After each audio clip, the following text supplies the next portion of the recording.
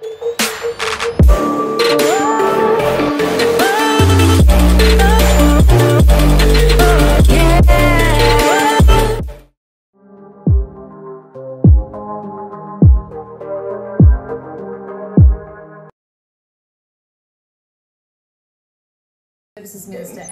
figures revealed today show the alarming scale of child sex abuse church in Australia.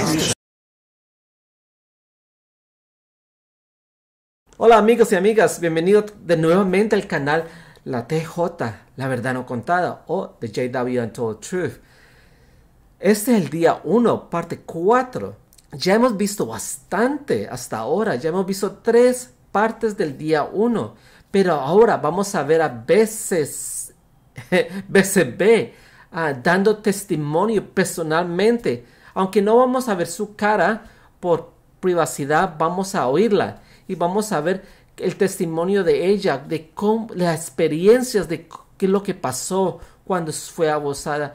Cómo fue que terminó envolviéndose con la familia Neil de los Testigos de Jehová. Y cómo pasó todo, cómo los ancianos reaccionaron, cómo actuaron. Y también al final de este video vamos a ver la carta que ella escribió a uno de los ancianos mientras que todo esto pasaba.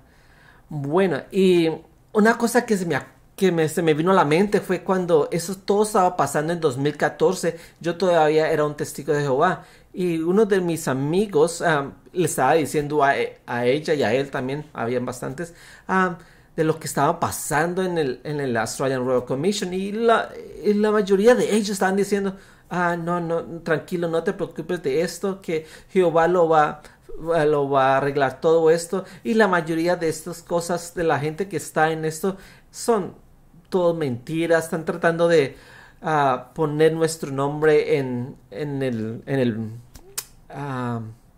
el barro. Quieren manchar el nombre de Jehová y todo eso. Y hasta uno de mis mejores amigos que tenía en la congregación, que ya no son por el rechazo que ellos ponen a los seguidores cuando no creen más.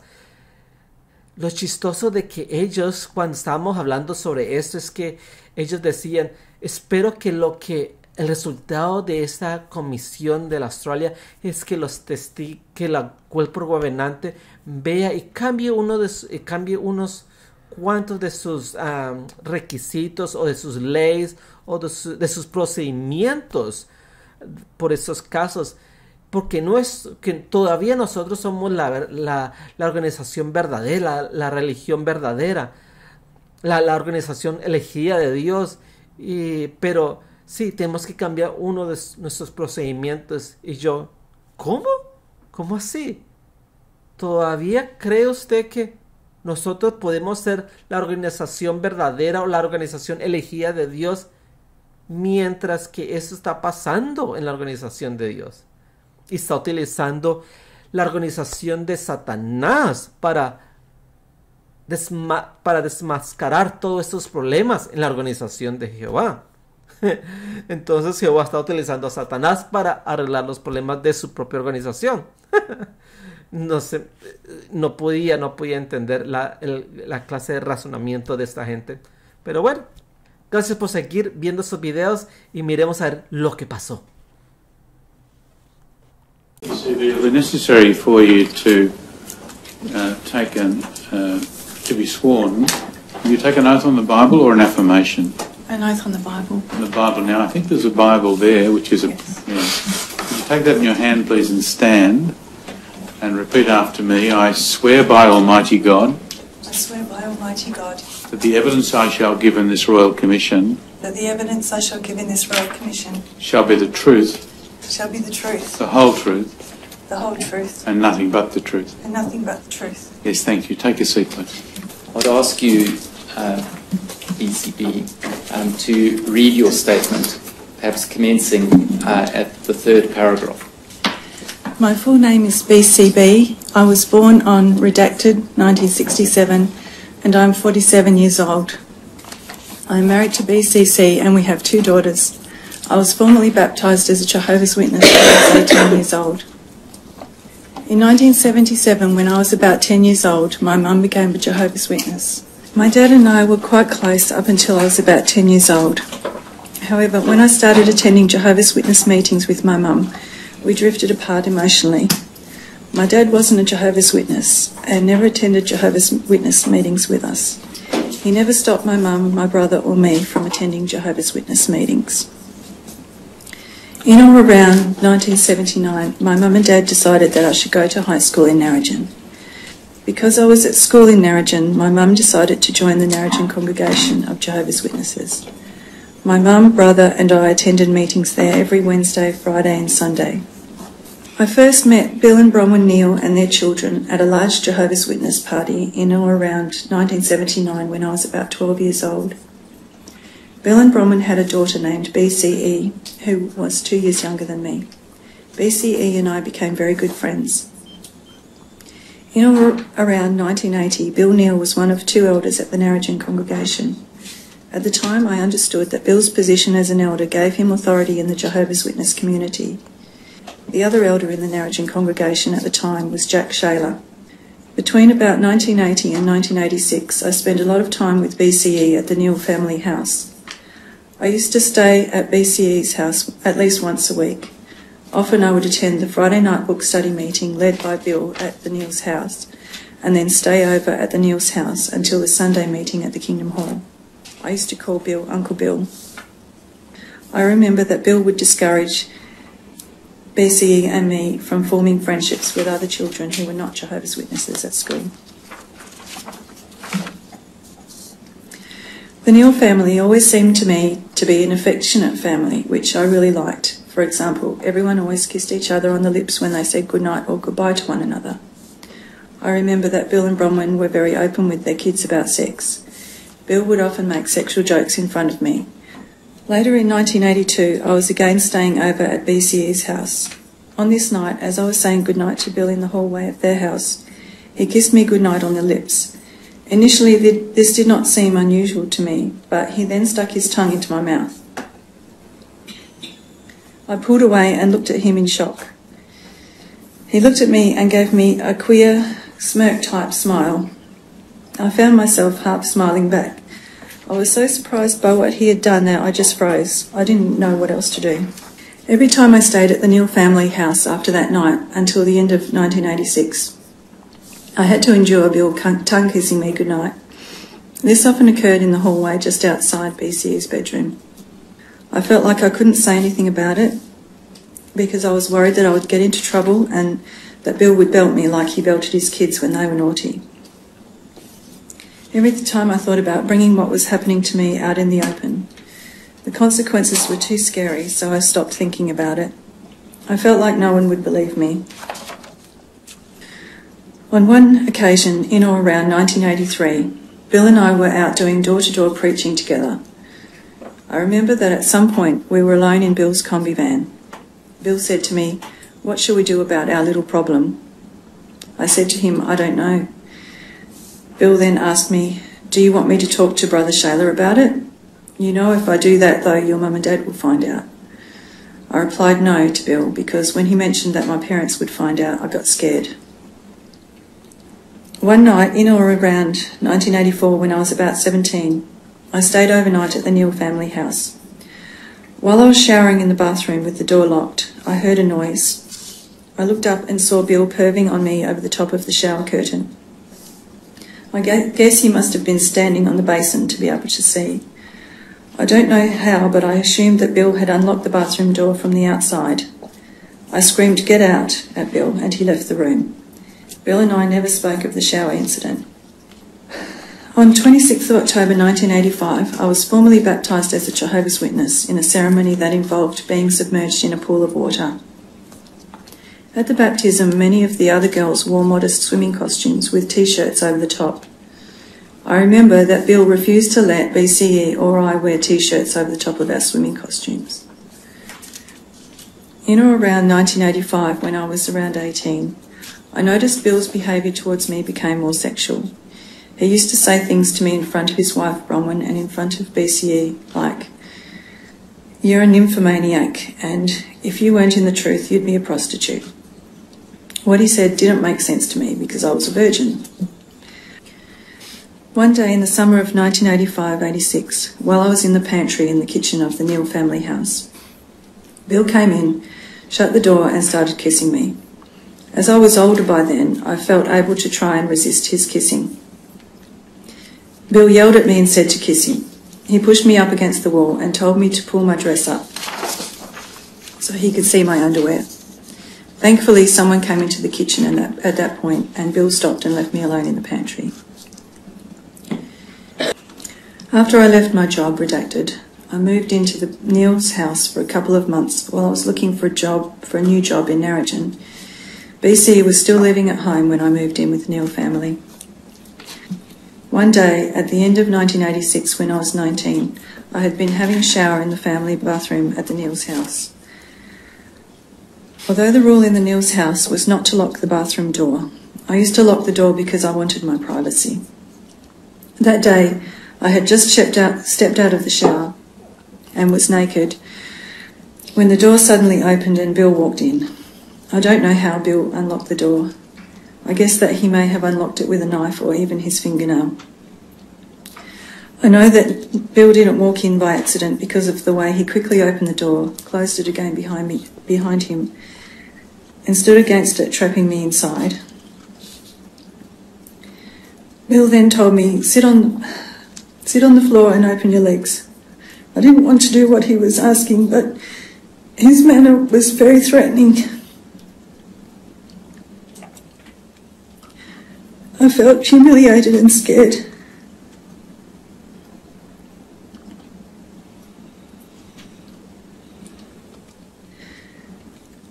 Angus, would you be able to read the next one? I felt humiliated and scared. Bill then started fondling me and put his finger in my vagina. He then told me to stand up, and he proceeded to perform oral sex on me. I felt disgusted and uncomfortable. I knew that sex was something that people were meant to enjoy, and I remember thinking that there must be something wrong with me because I didn't like what was happening. The next day I was lying in bed in my room feeling sick when Bill came into the room. He said to me, "Did you like it?" I assumed he was referring to the bathroom incident. Pointing at his crotch, he said to me, "It's better with this in." I asked him to leave, and he did. Once he had left the room, I got up, packed my bags, and went home to my parents' farm without saying goodbye to BCE. In or around early 1987, I remember telling BCE that I had been seeing a couple of boys. Not long after I told her that, BCE told me that Bill wanted to talk to me about my relationship with boys. She told me to meet Bill at the Neal family house. Even though the meeting was at his house, I understood that I was being asked to see Bill in his capacity as an elder, and that I had to do as I was told. I would never have chosen to speak to Bill about my relationships with boys otherwise. When I got to his house, Bill asked me to wait in BCE's room. He came into the room and asked me, can you show me your boobs? Although I had come to expect this behavior from Bill, I remember feeling shocked that he was asking me this. I remember that I let him look down my top. I don't know why I did what he asked.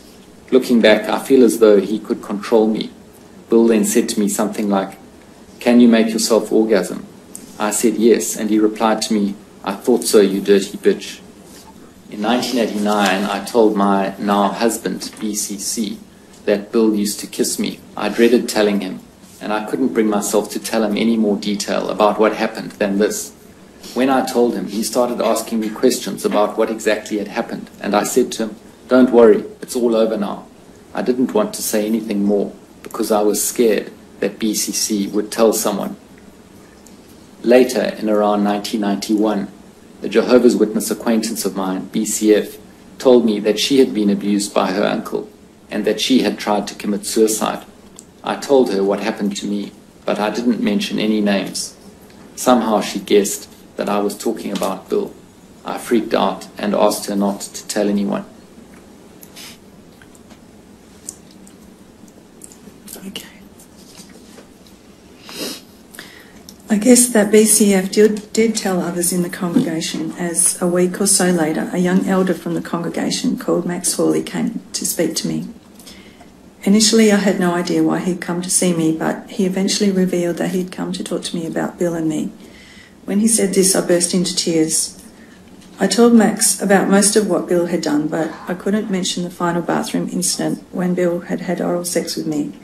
I was so ashamed. Max was very kind and supportive. He told me that what had happened was not my fault and that I shouldn't blame myself. Soon after, Max arranged a meeting with Bill, BCC and me at my house. I don't remember anyone explaining the purpose of the meeting to me. At that meeting, Max said to me, I believe Bill asked you if you wanted to see his penis and you said no. I assumed that he was referring to the incident in the bedroom the morning after Bill had oral sex with me in the bathroom, even though I had not told him about this incident myself. Bill looked at me and said, "Don't you think I was joking?"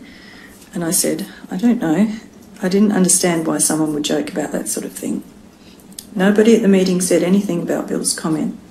I still don't understand why no one at the meeting told Bill that he shouldn't joke about those sorts of things. I didn't feel comfortable talking while Bill was in the room. After that first meeting, I felt like there was a lot of stuff I had been unable to say in front of Bill. I decided to go to Max's house after the meeting to clarify things. As a result of our conversation at his house, Max organised a second meeting at my house. The second meeting was attended by Max Hawley, Doug Jackson, Bill, my husband, BCC, and me. Doug Jackson was the circuit overseer for the Narrogin congregation. Max told me this meeting was a committee meeting. I was not aware at the time what the purpose of the meeting was or why Doug Jackson was attending. During the committee meeting, Bill was defensive. He said that I used to wear revealing clothing. I remember that Doug Jackson made it quite clear to both of us that the church has never allowed the victim's clothing as an excuse. Throughout the meeting, Bill looked at me defiantly. I felt like he was challenging me to tell the full story of what he had done. I felt uncomfortable and could not bring myself to tell the elders everything that had happened. I felt like I was still Bill's victim. I was still so scared of saying anything that would get me or Bill into trouble. I remember that at one point in the meeting, Max said to me, "Is there anything else you wish to tell us?" I remember looking across the room at Bill and saying no. It was already very hard to talk about sex in a room full of men. It was especially hard to talk about what Bill had done to me while he was sitting there in front of me. I didn't feel like it was a safe environment, and I was scared of what the consequences would be if I told the whole truth. Perhaps if a sister who I was comfortable with had been there too, it might have been easier. At the end of the meeting, the elders asked Bill to say something to me, so he said, "I'm sorry." I took that to mean that he was sorry for everything that had happened, although his demeanour was not in any way remorseful, and I could tell that he wasn't sorry. Nobody explained to me what the outcome of the meeting was or if anything would happen to Bill as a result of what I had reported. After the meeting, Doug Jackson gave me a magazine article that had been published by the Watchtower a few years before. He encouraged me to read through it. The article was about child sexual abuse. At the time, I don't think I had thought of what had happened to me as child sexual abuse because Bill hadn't had sex with me. But reading that article made me realise that what happened to me was child sexual abuse. I don't remember discussing contacting the police with anybody at that time either, before or after the committee meeting. Not long after the committee meeting, Bronwyn Neal rang me and asked me about my conversation with BCF. I said to Bronwyn, BCF told me that she had been abused by her uncle, and I told BCF what had happened to me. Bronwyn said to me, "Bill didn't abuse you." I got scared, so I said to Bronwyn, "I didn't actually say that." What I told Bronwyn was true. I had never actually used the word abuse when I spoke to BCF or during my discussions with elders, as I hadn't understood at the time that I had been abused. As soon as I got off the phone to Bronwyn, I rang Max Hawley to tell him about what Bronwyn had said to me. He told me that he'd sorted out. Later that day, Max rang me back and said to me, "BCB, the Neals have asked that you not tell any more people about Bill out of respect for the family." I respected Max and did as I was told. I didn't tell anyone else about what had happened to me, not even my best friend at the time. Thinking back, I now see that I was being asked to respect the man who had done those things to me, but nobody was offering me any respect or proper support. A few weeks after the committee meeting, the elders announced to the congregation that Bill had stepped down as an elder. I was sitting in the congregation at the time. The elders did not announce to the congregation why Bill was standing down. Although I understood the reasons for privacy, I have since felt that people in the congregation should have been warned about someone like Bill. After the committee meeting, I don't recall being offered any support by Judge Jackson or Max Hawley, though it's possible that they may have said something to me. Overall, however, I remember that I didn't feel supported. No one in the congregation talked to me about what had happened to me, and Bill's wife, Bronwyn, ignored me for some time. This was especially hard because I loved Bronwyn like a mother. Even though I had reported what Bill had done, I was still expected to attend book study meetings that were being held at the Neils' house. I continued to see Bill several times a week at congregational meetings and at annual district conventions. Everything just seemed to carry on as normal, but I felt physically sick every time I saw Bill.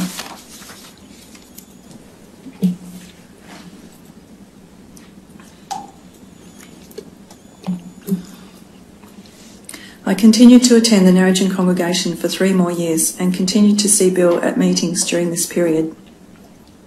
In 1994, I moved out of the area and started attending a different Jehovah's Witness congregation. I understand that Bill has since died, although I don't know when. I still consider myself to be a Jehovah's Witness, and until very recently attended meetings at the Redacted congregation in Western Australia. In or around December 2012, I provided a written statement to 2 elders in the Redacted congregation. Their names are Joe Bellow and David Wood. The statement summarised Bill's sexual abuse of me. I provided Joe and David with my statement as I thought that others might have also been abused by Bill, and that my statement might be able to help support their cases. In or around July 2014, Joe Bellow came to visit BCC and me at my house on an unrelated matter. During this visit, I raised the subject of Bill's sexual abuse of me and told Joe that I was considering reporting my story to the Royal Commission. Around the same time, Joe Bellow rang and had a conversation with BCC on the phone. During the conversation, Joe said to BCC, "You should ask BCB if she really wants to drag Jehovah's name through the mud." When BCC told me what Joe had said, I felt upset. It was not me that gave Jehovah a bad name, it was Bill. For some time after the visit from Joe Bellow, I was quite upset. My mother encouraged me to write down my feelings, so I wrote a note recording my feelings at the time about Bill's sexual abuse of me, the response of the elders at Narrogin congregation, the response of the elders at the Redacted congregation, and my reasons for reporting my story to the Royal Commission. Sometime after, my mother handed this note to David Wood, one of the elders in the Redacted congregation. The handwritten note is at WAT.0001.002.0497. In around September 2014, I contacted the Royal Commission and reported my story. I have huge feelings of guilt about coming forward with my story. I feel as though I am betraying the Jehovah's Witnesses and bringing reproach onto them. When I speak to officers at the Royal Commission, my chest gets tight. I have heart palpitations and I have difficulty breathing because of my anxiety about the betrayal. Since reporting my story to the Royal Commission, I have stopped attending meetings at Redacted congregation. I am sad about this because it means that I no longer see a lot of my friends from the congregation. Telling my story to the Royal Commission has brought up a lot of feelings of anger in relation to what Bill did to me and the way I have been treated by the Jehovah's Witnesses.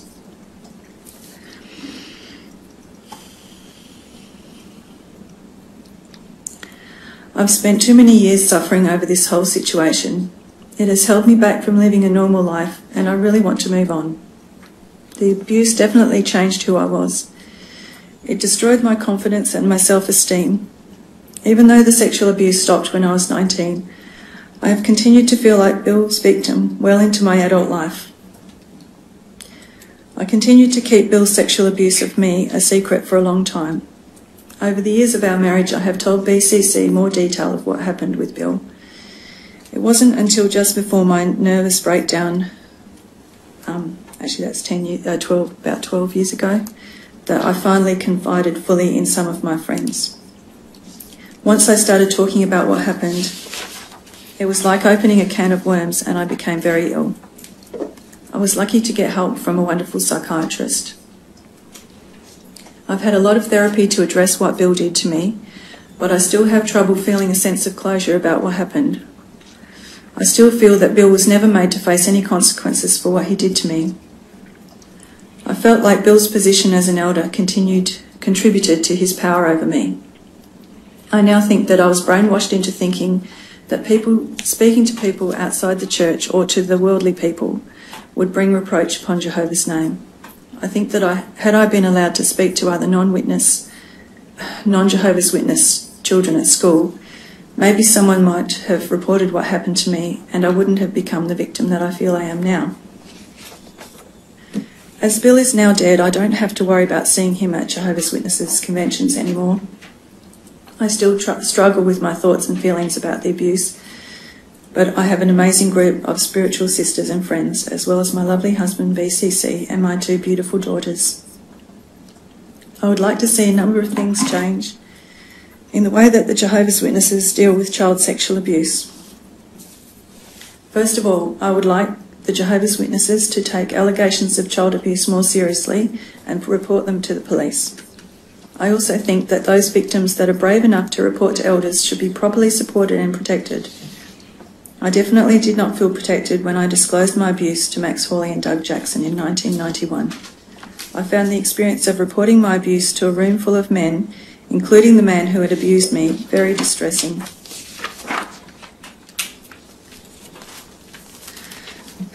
I've never been offered any compensation by the Jehovah's Witnesses for what happened to me. I've never made any claim for compensation because I didn't think that I would be entitled to any. I'm worried about what others will think of me asking for compensation. I know that many people have been through worse suffering than me in their lives. I don't want more than I'm entitled to. I only want to be treated fairly as a victim of abuse that was perpetrated by the member of the Jehovah's Witnesses.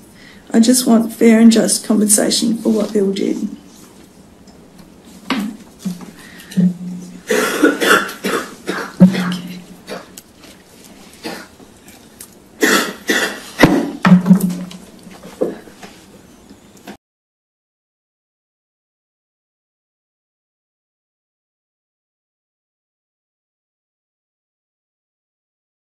Siento que mi amiga BCB estaba tratando de protegerse. Siento que cuando le dijeron a Max que me dijera que no lo comentara con más personas, estaban tratando de controlarme nuevamente. ¿Por qué Max estuvo de acuerdo con esto? ¿Consultó con el superintendente de circuito antes de que me dijera eso? Siento que salieron impunes, aunque Bill está muerto. En realidad, no pagó ninguna consecuencia de sus actos. Siento que he hecho tanta terapia y he pasado por tanto dolor y sin embargo todavía tengo problemas para sentirme en paz. Siento que si pido una compensación por esto, estaré siendo presuntuosa. Después de todo, él está muerto. ¿Qué puede hacer? Hay otras personas que han pasado por peores sufrimientos durante su vida. ¿Quién soy yo para quejarme y pedir una compensación? Al mismo tiempo, debido a que las autoridades saben todo ahora, así como todos los profesionales con los que he tratado a lo largo de los años, psiquiatras, psicólogos, etc., saben que fui abusada por un anciano de la organización de los Testigos de Jehová.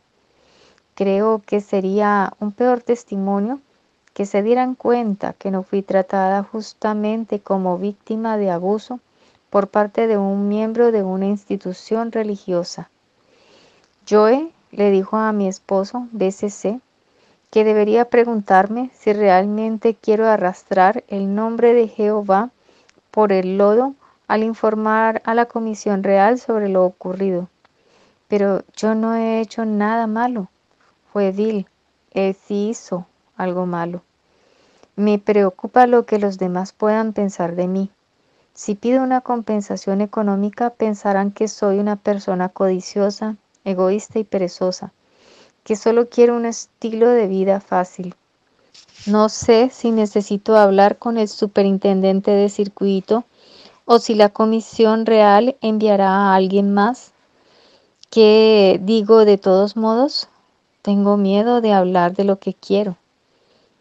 Necesito que alguien me diga a qué tengo derecho como compensación justa y por derecho. No quiero más de lo que me merezco, pero no quiero que me traten como a los miembros de la Iglesia Católica que pasan por estos casos de abusos y me echen debajo de la alfombra o me paguen para que guarde silencio.